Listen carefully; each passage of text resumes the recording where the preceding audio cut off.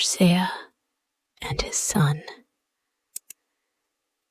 There was once a little boy whose father and mother, when they were dying, left him to the care of a guardian. But the guardian whom they chose turned out to be a wicked man and spent all the money, so the boy determined to go away and strike out a path for himself.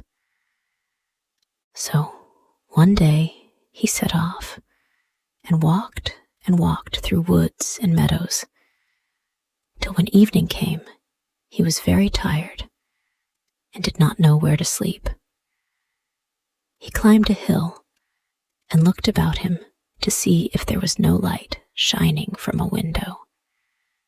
At first, all seemed dark, but at length he noticed a tiny spark far, far off, and plucking up his spirits, he at once went in search of it. The night was nearly half over before he reached the spark, which turned out to be a big fire, and by the fire a man was sleeping, who was so tall he might have been a giant. The boy hesitated for a moment what he should do. Then he crept close up to the man and lay down by his legs. When the man awoke in the morning, he was much surprised to find the boy nestling up close to him. "Dear me, where do you come from?" said he. "I am your son, born in the night," replied the boy. "If that is true," said the man, "you shall take care of my sheep, and I will give you food. But take care you never cross the border of my land, or you will repent it." Then he pointed out where the border of his land lay, and bade the boy begin his work at once. The young shepherd led his flock out to the richest meadows, and stayed with them till evening, when he brought them back, and helped the man to milk them. When this was done, they both sat down to supper, and while they were eating, the boy asked the big man, "What is your name, father?" "MOGARZEA," answered he. "I wonder you are not tired of living by yourself in this lonely place." "There is no reason you should wonder. Don't you know that there was never a bear yet who danced of his own free will?" "Yes, that is true," replied the boy. "But why is it you are always so sad? Tell me your history, father." "What is the use of my telling you things that would only make you sad too?" "Oh, never mind that. I should like to hear. Are you not my father? And am I not your son?" "Well, if you really want to know my story, this is it. As I told you, my name is MOGARZEA, and my father is an emperor. I was on my way to the Sweet Milk Lake, which lies not far from here, to marry one of the 3 fairies who have made the lake their home. But on the road, 3 wicked elves fell on me and robbed me of my soul, so that ever since I have stayed in this spot, watching my sheep, without wishing for anything different, without having felt one moment's joy, or ever once being able to laugh.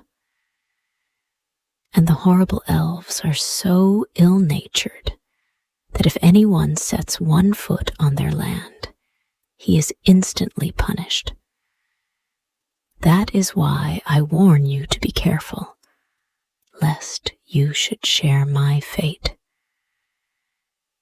All right, I will take great care. Do let me go, father, said the boy, as they stretched themselves out to sleep.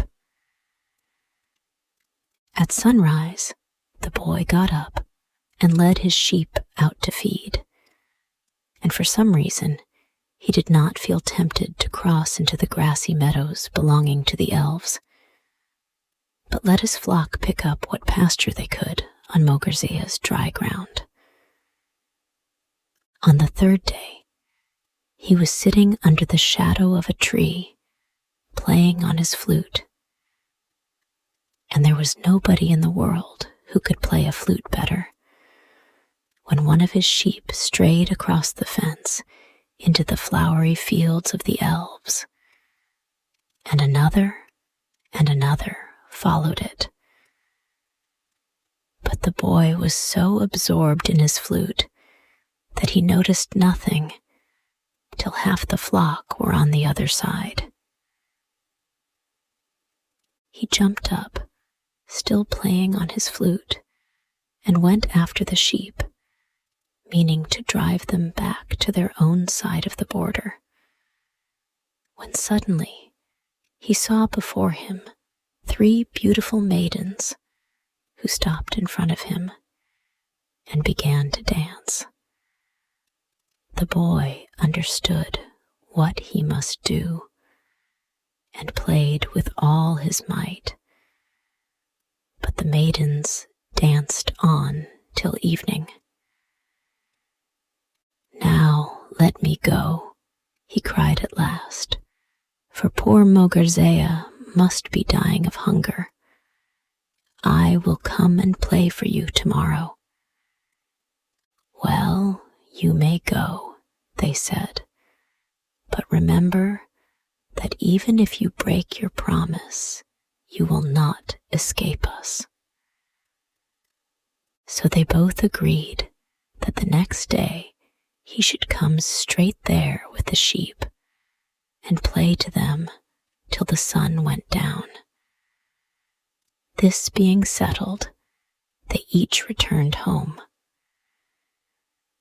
MOGARZEA was surprised to find that his sheep gave so much more milk than usual, but as the boy declared, he had never crossed the border. The big man did not trouble his head further, and ate his supper heartily. With the earliest gleams of light, the boy was off with his sheep to the elfin meadow, and at the first notes of his flute, the maidens appeared before him, and danced, and danced, and danced, till evening came. Then the boy let the flute slip through his fingers, and trod on it, as if by accident. If you had heard the noise he made, and how he wrung his hands and wept and cried that he had lost his only companion, you would have been sorry for him.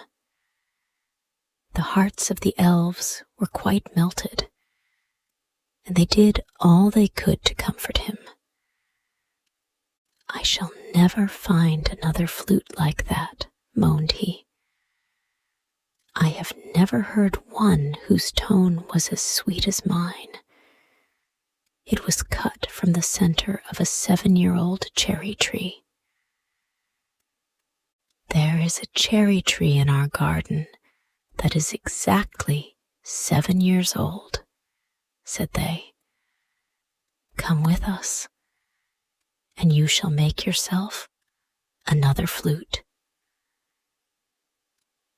So they all went to the cherry tree, and when they were standing round it, the youth explained that if he tried to cut it down with an axe, he might very likely split open the heart of the tree, which was needed for the flute. In order to prevent this, he would make a little cut in the bark, just large enough for them to put their fingers in. And with this help, he could manage to tear the tree in two so that the heart should run no risk of damage. The elves did as he told them without a thought. Then he quickly drew out the axe, which had been sticking into the cleft, and behold, all their fingers were imprisoned tight in the tree. It was in vain that they shrieked with pain and tried to free themselves. They could do nothing, and the young man remained cold as marble to all their entreaties.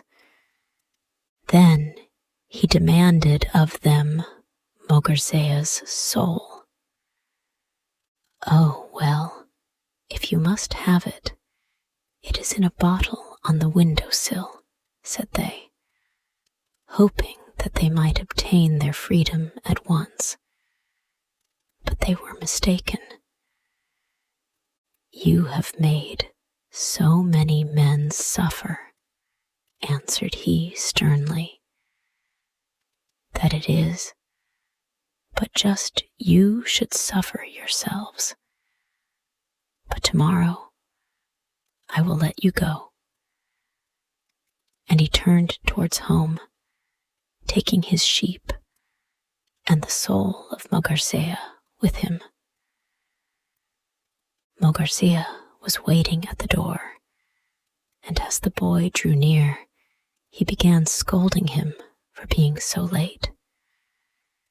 But at the first word of explanation, the man became beside himself with joy, and he sprang so high into the air that the false soul which the elves had given him flew out of his mouth, and his own, which had been shut tightly into the flask of water, took its place.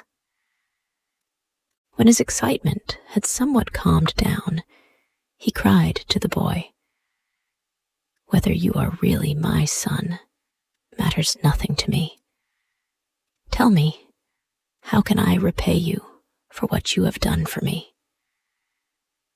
"By showing me where the milk lake is, and how I can get one of the 3 fairies who lives there to my wife, and by letting me remain your son forever." The night was passed by MOGARZEA and his son in songs and feasting, for both were too happy to sleep, and when day dawned, they set out together to free the elves from the tree. When they reached the place of their imprisonment, MOGARZEA took the cherry tree and all the elves with it on his back, and carried them off to his father's kingdom, where everyone rejoiced to see him home again. But all he did was to point to the boy who had saved him, and had followed him with his flock. For 3 days the boy stayed in the palace, receiving the thanks and praises of the whole court. Then he said to MOGARZEA, "The time has come for me to go hence, but tell me, I pray you, how to find the sweet milk lake, and I will return, and will bring my wife back with me." MOGARZEA tried in vain to make him stay, but finding it was useless, he told him all he knew, for he himself had never seen the lake. For 3 summer days the boy and his flute journeyed on, till one evening he reached the lake, which lay in the kingdom of a powerful fairy.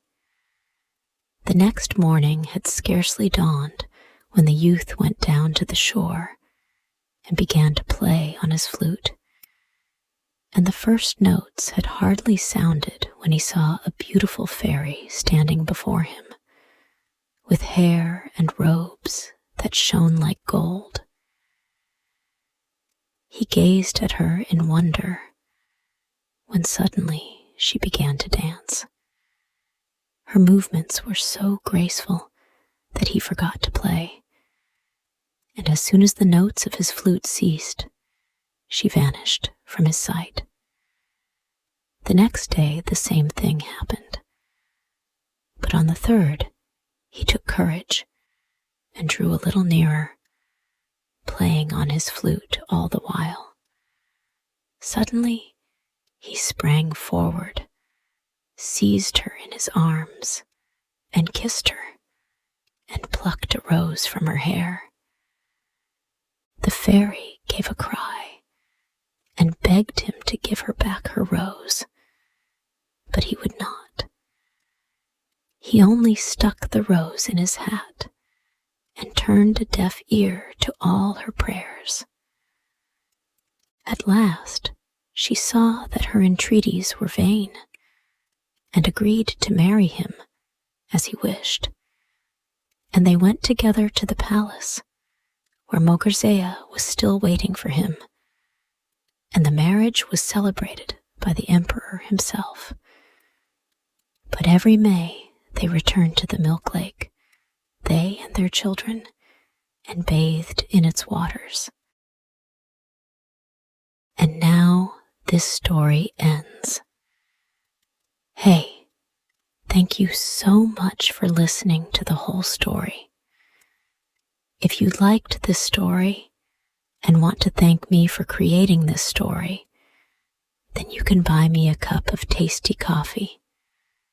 Just join our YouTube channel and be an official member of our family to support us for making even more interesting story videos for you every day.